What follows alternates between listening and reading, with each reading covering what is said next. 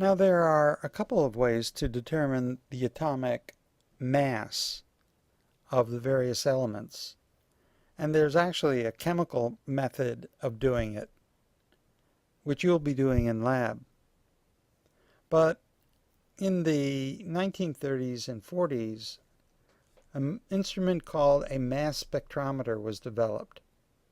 And this gave much greater precision to the determination of atomic mass. A sample was introduced to the port, heat vaporized it into a gas, and then it was subjected to an electron beam that ionized the sample, turned it into a positively charged particle. Then charged electrical fields accelerated those ions and threw them into a very strong magnetic field. Well, when a charged particle enters a magnetic field, its path is deflected.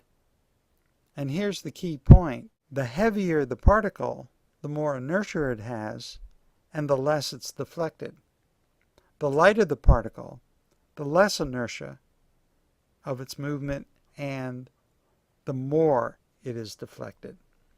So lighter particles are deflected more than heavier ones. And with this, you can determine the relative mass of various elements. So if a hydrogen atom is deflected 12 times more than a carbon atom, and carbon is defined as having a mass of 12 atomic mass units, what is the mass of a hydrogen atom in AMU? Since the hydrogen atom is deflected 12 times more than the carbon atom, the hydrogen atom has to be 12 times lighter than the carbon atom. So you can easily determine the mass of hydrogen. The mass of our standard is 12, and that's just arbitrarily done. Carbon is 12, arbitrarily assigned. Why 12? Why isn't it 1? Because they didn't want elements lighter than carbon to have decimal atomic weights. So they give carbon a mass of 12, and then since hydrogen is 1/12 of that mass, hydrogen starts out with a mass of 1. So the mass of the standard is 12, the unknown particle relative deflection is 12, the mass of hydrogen would be 1. Okay, let's do this one. An oxygen atom is deflected 0.7 times that of a carbon atom. Carbon's defined as having a mass of 12. What's the mass of oxygen? Pause the playback and then come back and see if you can get this. Okay, the mass of a standard is 12. The unknown particle relative deflection is 0.75. You see it's not deflected as much as carbon, therefore it must be heavier than carbon. And when you divide 12 by 0.75, you get a mass of 16. And that's the atomic mass of oxygen. So in a mass spectrometer result, let's say that you have a charged ion X plus, and it's deflected 3 times more than the ion Z plus. Now, does this mean that the Z plus ion is 3 times heavier than X plus, or X plus ion is 3 times heavier than Z plus? So X plus is deflected 3 times more, therefore it is lighter, therefore Z plus is 3 times heavier than X plus, because X plus is deflected more, and the lighter ions are deflected more than the heavier ones. For chlorine, there are 2 isotopes, chlorine 35 with an exact mass of 34.96885, and chlorine 37 with an exact mass of 36.96590. The result from the mass spectroscopy looks like this. The intensity of chlorine 35 is 100%, and the intensity of the chlorine 37 is 31.96%. So how do we translate that information into a weighted mass average for chlorine. With intensity, the first thing you need to do is find the relative abundance. And you do that this way. The total intensity is based on the 100% from chlorine 35 plus the 31.96% from the chlorine 37. Together, the total intensity is 131.96. So, 100 divided by 131.96 times 100 is a relative abundance of 75.78. And the 31.96 for the chlorine 37 comes out as 24.22 as the relative abundance. These relative abundances are the data you need in order to calculate the weighted mass. It works like this. Here we have the graph again, but expressed in relative abundance rather than intensity. And the result of our calculation in the previous slide, 75.78 for the chlorine 35 and 24.22 for the chlorine 37. So how do we find the weighted average? We take the exact mass of the chlorine 35, that's 34.96885. We multiply it by the decimal form of the relative abundance percent, 0.7578. And that gives us a contribution of 26.499394. Then for the chlorine 37, we multiply that by its relative abundance as a decimal, 0.2422. We get its contribution, 8.953141. We add them up and we get 35.45. I'm rounding to 4 sig figs because that's what we're starting out with here in our relative abundance. So I'm rounding off to 4 significant figures, 35.45. And that's exactly the atomic weight you see on a periodic table for the weight of chlorine. That weight incorporates both isotopes, chlorine 35 and chlorine 37, but as a weighted average. Now here's a challenge question for you that I might ask you on a quiz or a test. I'm not going to show you how to do it. You're going to have to figure that one out yourself. The challenge question. This last exercise showed how to convert intensity to relative abundance. How would you convert a given relative abundance into intensities? Relative abundances into intensities. You're going to have to use algebra to do this.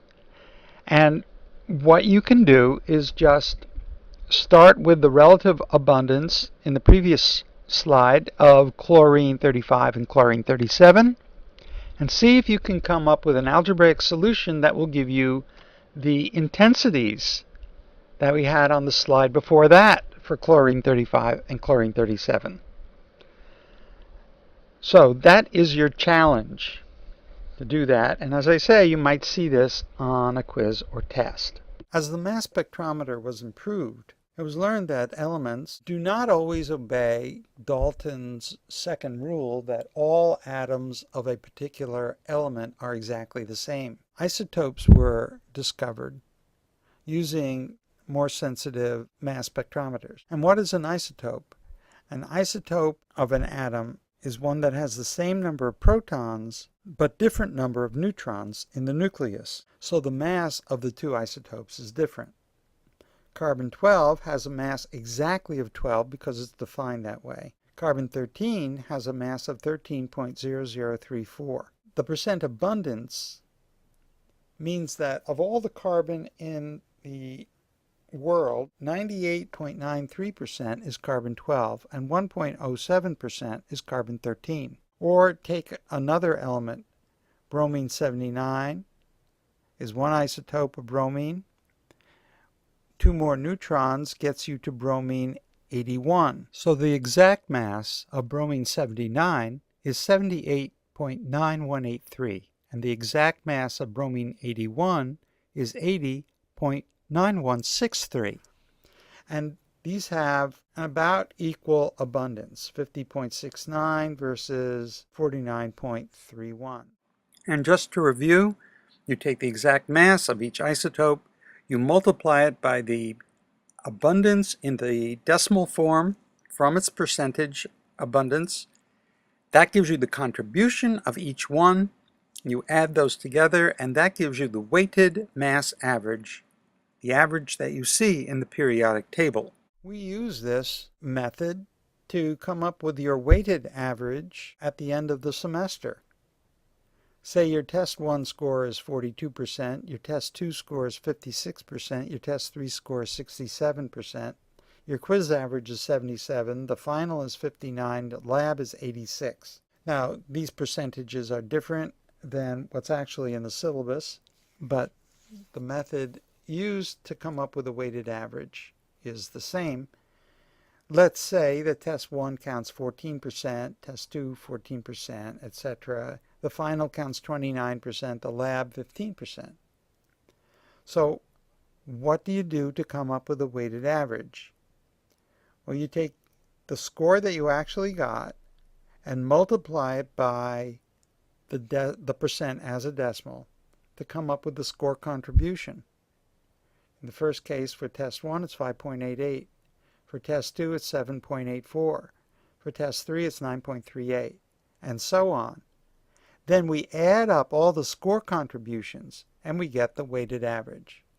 So this is exactly what we do with elements. It's a fantastically useful method when the average is made up of parts that are to be weighted differently.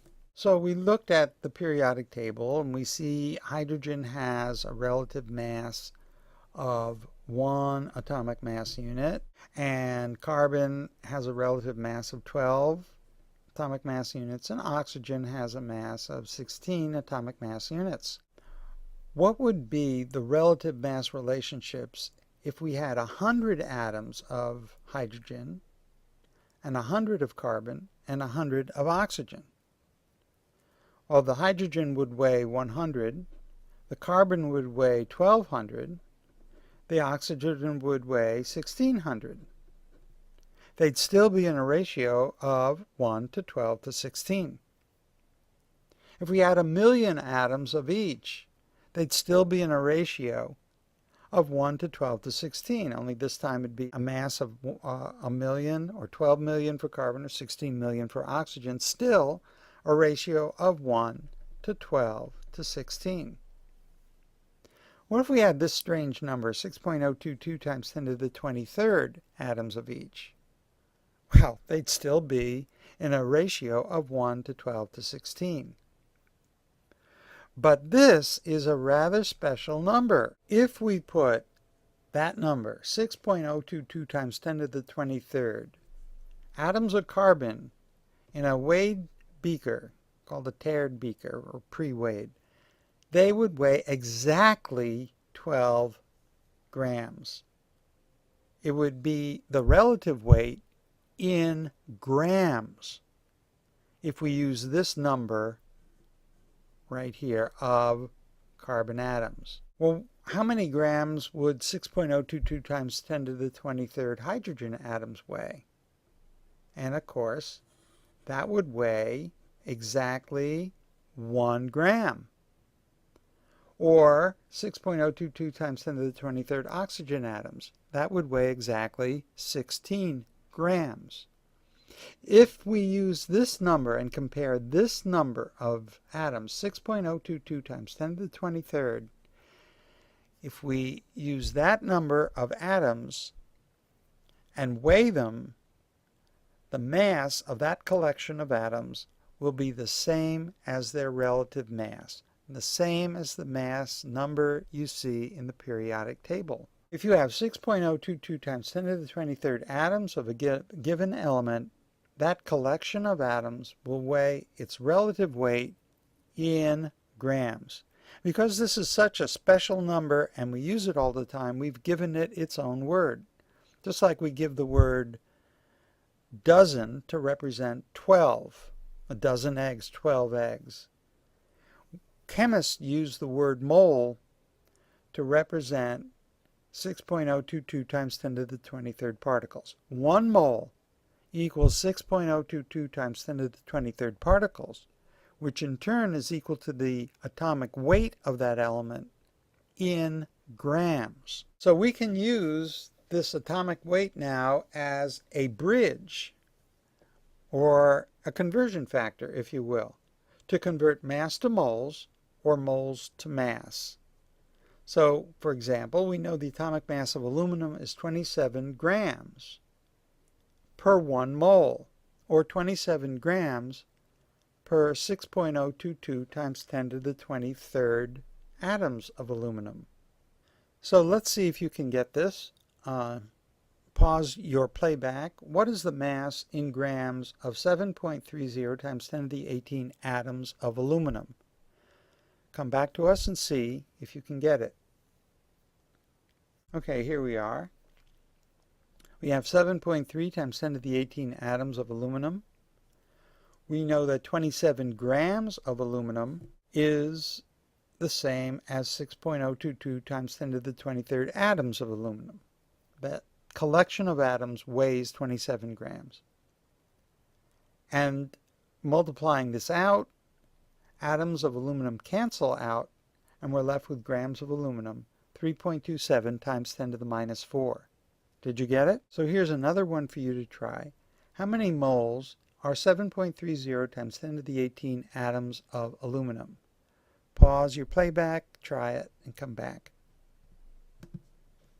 So that's pretty simple too. Just take the number of atoms, multiply it by our conversion factor. We know 1 mole is 6.022 times 10 to the 23rd atoms.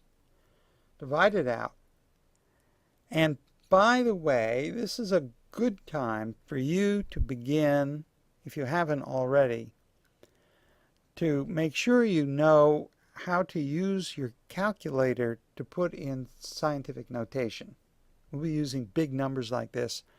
You have to be able to enter the number in scientific notation. That is, the number times 10 to the something or other. And a lot of students mess that up and get wrong answers on their calculator. And if you have trouble learning, come see me and we'll figure out your calculator. If we had 2.63 moles of argon, it would have a mass of, well, 2.63 moles of argon multiplied by its atomic mass, 39.95 grams of argon for 1 mole of argon. Moles of argon cancel out, and we're left with grams of argon. That completes the video for Chapter 2.